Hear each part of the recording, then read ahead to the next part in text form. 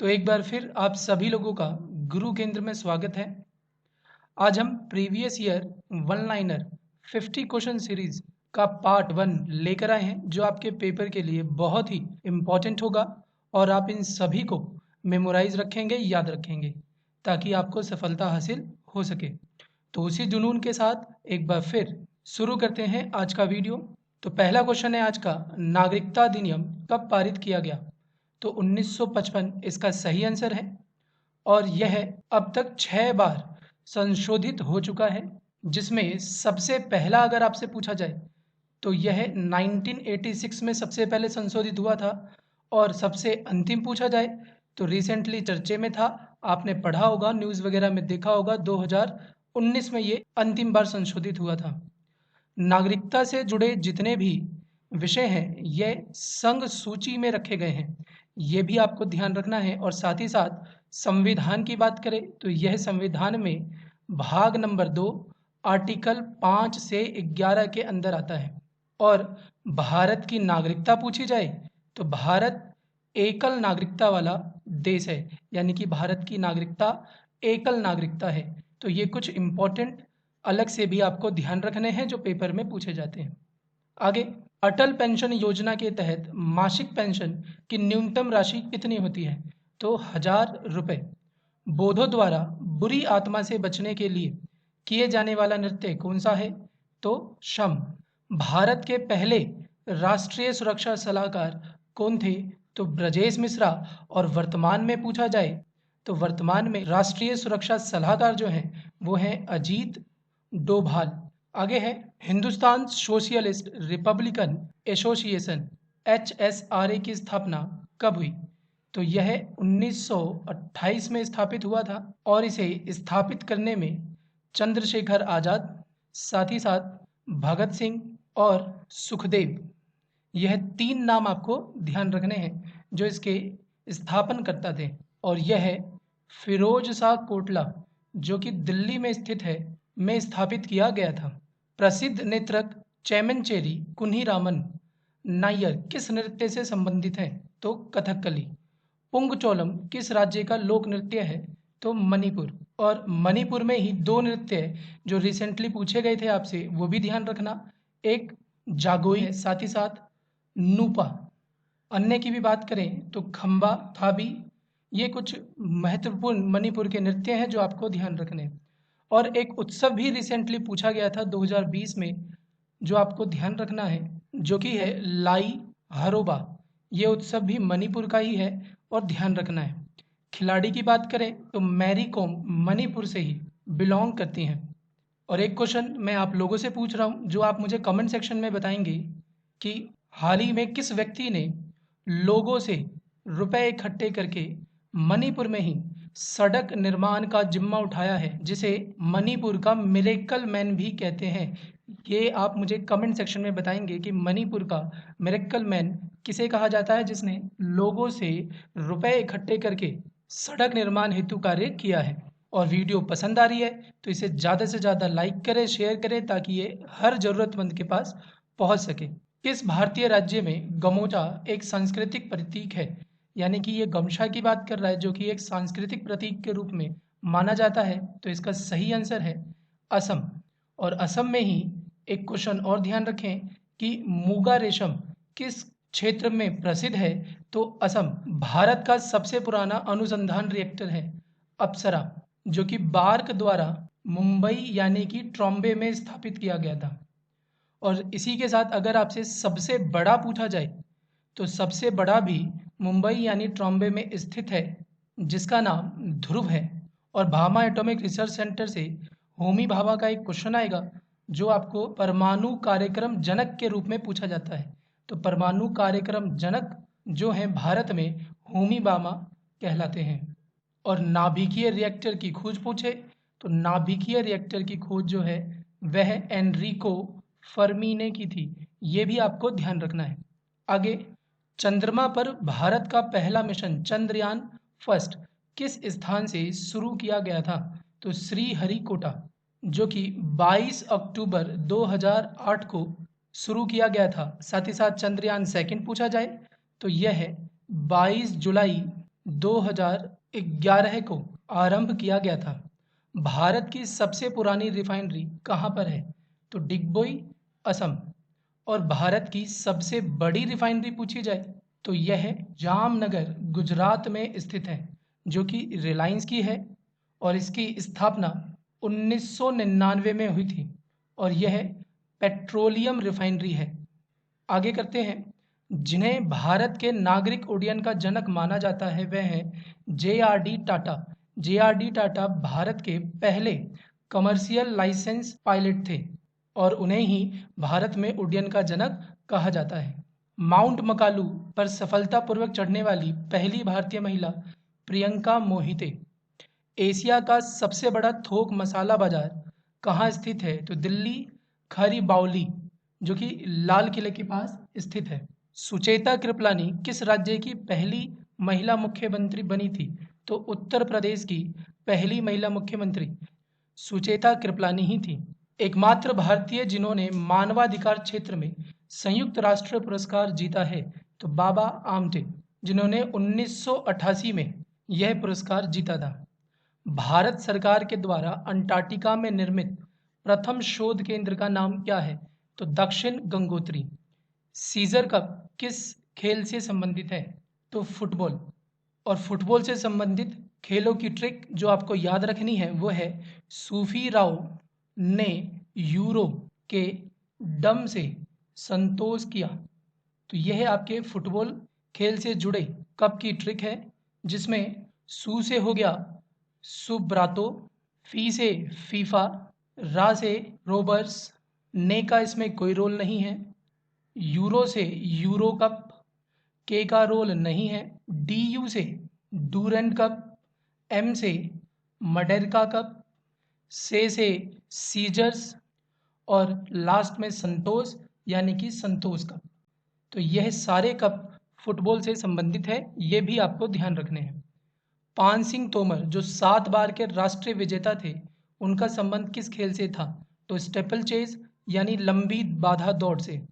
कौन से स्थान तांबे की खान के लिए प्रसिद्ध है? खेतड़ी, जो कि राजस्थान में स्थित है और राजस्थान को ही विविधताओं का प्रदेश या फिर भारत का अजाब घर कहते हैं।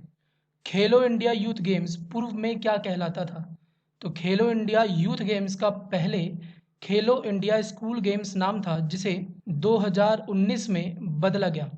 सचिन तेंदुलकर ने अपने किस मैच में अपना पहला एक दिवसीय शतक बनाया था? तो यह 1994 में अपने 78वें मैच में ऑस्ट्रेलिया के खिलाफ 110 रन बनाकर पहला शतक बनाया था। द बैचलर ऑफ आर्ट्स पुस्तक के लेखक कौन है? तो आर.के. नारायण।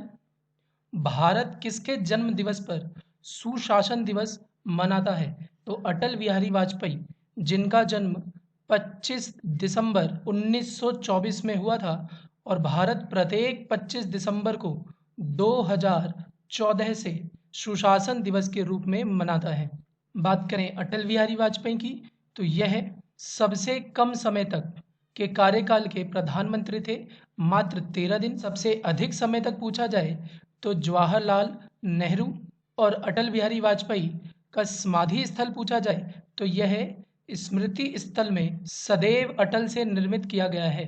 तो ये भी आपको ध्यान रखना है। भारत के प्रधानमंत्री मोरारजी देसाई की जगह 1979 में किसने ली? तो चौधरी चरण सिंह ने, जो किसान के नेता कहलाए और यह एकमात्र ऐसे प्रधानमंत्री थे जिन्होंने कभी संसद में भाषण नहीं दिया, यानी कि संसद नहीं गए। अंतर्राष्ट्रीय ओजोन दिवस कब मनाया जाता है? तो 16 सितंबर। लाल पांडा निम्न में से किसका राजकीय पशु है? तो सिक्किम। और सिक्किम में ही भारत की सबसे ऊंची झील आपको ध्यान रखनी है, जो कि है चोलामू, और यह तीस्ता नदी का उद्गम स्थल है। जनवरी 2020 तक के राज्यसभा की अधिकतम सीटें किस राज्य में हैं? तो उत्तर प्रदेश। उत्तर प्रदेश में राज्यसभा की 31 सीटें हैं, जो कि सबसे अधिक हैं। हैदराबाद का अंतिम नवाब कौन था? तो मीर ओस्मान अली खान। यह हैदराबाद के अंतिम निजाम या फिर नवाब थे और इनके शासन में ही ऑपरेशन पोलो के तहत हैदराबाद को भारत में शामिल किया गया था? हैलोजन की संयोजकता क्या होती है? तो 1 और 7। और हैलोजन ग्रुप नंबर 7 में आता है, ये भी आपको ध्यान रखना है। और हैलोजन किसी भी मेटल के साथ मिलकर सॉल्ट का निर्माण करता है, इसीलिए इसे हैलोजन कहा जाता है। एशिया गेम 2030 किस स्थान पर होगा? तो दोहा, जो कि कतर की राजधानी है। किस परजीवी के द्वारा मलेरिया होता है? तो एनाफिलिस, जो कि साफ पानी में रहती है और इसी के कारण मलेरिया रोग होता है, जिसमें कुनैन की दवा दी जाती है और यह सिनकोना के वृक्ष से प्राप्त होती है। द्वितीय गोलमेज सम्मेलन किस वर्ष आयोजित किया गया था? तो 1928 लंदन में। और द्वितीय गोलमेज सम्मेलन में महात्मा गांधी, एनी बेसेंट और सरोजनी नायडू ने भाग लिया था। तो यह नाम आपको ध्यान रखने हैं, ये भी आपसे पूछ लेता है कि महात्मा गांधी ने किस सम्मेलन में भाग लिया था और किसने तीनों सम्मेलन में भाग लिया था? तो वहाँ पर आपको अंबेडकर और तेज बहादुर नाम बताना है। अखिल भारतीय शतरंज संघ के चेयरमैन कौन हैं? तो अकाडी डवोरकोविच। किताब उल हिंद के लेखक कौन हैं? तो अल बरूनी, जो कि महमूद गजनवी के दरबार में थे। और उल हिंद का यहाँ पर जो अर्थ है वह है भारत के दिन, यानी इन्होंने भारत के बारे में अपनी पुस्तक किताब उल हिंद में लिखा था। जनवरी 2021 में निम्न में से किसे भारतीय पशु चिकित्सा परिषद का अध्यक्ष चुना गया? तो उमेश शर्मा। भारतीय योजना आयोग की स्थापना किस वर्ष हुई थी? तो 1950 में। और योजना आयोग के अध्यक्ष पूछे जाएं तो प्रधानमंत्री होते हैं। किसकी विमा रेखीय संवेग की विमा के समान होती है? तो आवेग। और आवेग की एसआई यूनिट पूछी जाए आपसे, न्यूटन सेकंड, और इसी को किलोग्राम मीटर सेकंड से भी जाना जाता है। पेडोलॉजी किसका अध्ययन है? तो पेडोलॉजी मृदा यानी कि मिट्टी का अध्ययन है। किस कांग्रेस अधिवेशन में पूर्ण स्वराज की मांग स्वीकार की गई थी? तो लाहौर अधिवेशन, जो कि 1929 में हुआ था। और इसी अधिवेशन में जवाहरलाल नेहरू को कांग्रेस की अध्यक्षता प्राप्त हुई थी। साथ ही साथ लाहौर को मुगलों का बाग या शहर कहा जाता है। और लाहौर में ही तलवंडी नामक स्थान पर गुरु नानक का जन्म हुआ था। और बादशाही मस्जिद पूछी जाए तो ये भी लाहौर में ही स्थित है, जो कि औरंगजेब ने बनवाया था। नेक्स्ट है, किस तत्व का सबसे कम घनत्व है? तो हाइड्रोजन सबसे हल्का तत्व है और इसका घनत्व भी सबसे कम होता है। इसकी खोज हेनरी कैवेंडिश ने की थी और इसे जलाने पर जल की प्राप्ति होती है। भगवान राम पर केंद्रित भक्ति आंदोलन के नेता कौन थे? तो रामानंद। भूमि, वायु और जल के बीच संपर्क का क्षेत्र क्या कहलाता है? तो जीव मंडल। आर्य समाज का पहला मुख्यालय कहाँ था? तो मुंबई। और आर्य समाज की स्थापना दयानंद सरस्वती ने 10 अप्रैल 1875 में की थी। इलेक्ट्रॉन वोल्ट की इकाई क्या है? तो ऊर्जा। संविधान के किस अनुच्छेद में लोकसभा में अनुसूचित जाति और जनजाति के लिए सीटों का आरक्षण प्रावधान है? तो अनुच्छेद 330। लाला लाजपत राय किस बैंक के संस्थापक थे? तो लाला लाजपत राय को ही पंजाब केसरी कहते हैं और यह पंजाब नेशनल बैंक के संस्थापक थे। भारत का फारसी अनुवाद किस नाम से जाना जाता है? तो रज्मनामा, जो कि अबुल कादिर बदायूं ने किया था। गुरुद्वारा पातालपुरी साहिब किस नदी के तट पर स्थित है? तो सतलुज। भारतीय फिल्म अभिनेता राहुल बोस भारत के किस खेल से जुड़े थे? तो रग्बी। तो ये आज के 50 क्वेश्चन थे जिसे आपको ध्यान रखना है। और जो क्वेश्चन आपसे पूछा गया था कि किस व्यक्ति ने लोगों से रुपया लेकर मणिपुर में सड़क निर्माण का कार्य किया है, जिसे मणिपुर का मिरेकल मैन भी कहते हैं, उनका नाम क्या है ये आपको बताना है। तो मिलते हैं नेक्स्ट वीडियो में। जय हिंद, जय भारत।